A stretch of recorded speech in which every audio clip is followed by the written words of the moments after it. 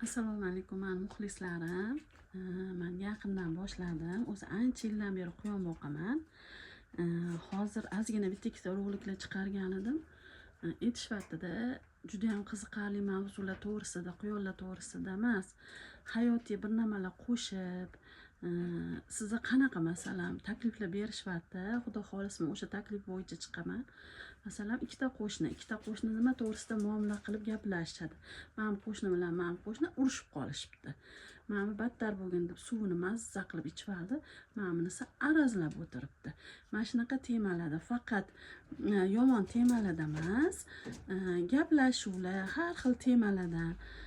Chunki hozirgi kunda dolzarb mavzular qo'shib qo'ysa anaqa qilsak bir xil bo'lib qoladi, qiziqmas ekan. Ko'pchiliklar aytibdiki, bolajonlarni ko'rsatyapmiz va tomosha qilib o'tirishibdi deyishibdi. Rahmat o'sha odamga. Xolakam o'ynaymiz, opa singil mavzusida anaqa o'tamiz. O'sillar to'g'risida juda ham yaxshi o'sillar bor, masalan dugonalar, o'rtoqlar, sinfdoshlar. Endi bizada mana shunaqa qilib qo'yaman, sinfdoshlar qilib. Mana menisi xudo xohlasa tug'ishga tayyorgarlik ko'ryapti. Tug'valiman sen bilan boshqachasiga gaplashaman, bolalarim chiroyli tug'ib beraman deyapti. Xullas mana shunaqa chiroyli mavzularda men sizlarga Instagramdan kuniga reels qo'yib boraman. Iltimos podpiska bosib, mani ko'proq yaqin dugonalaringizga, tanishlaringizga tarqatib qo'ysanglar, xudo xohlasa men sizlar bilan mazza qilib har kuni Instagramda ko'rishamiz.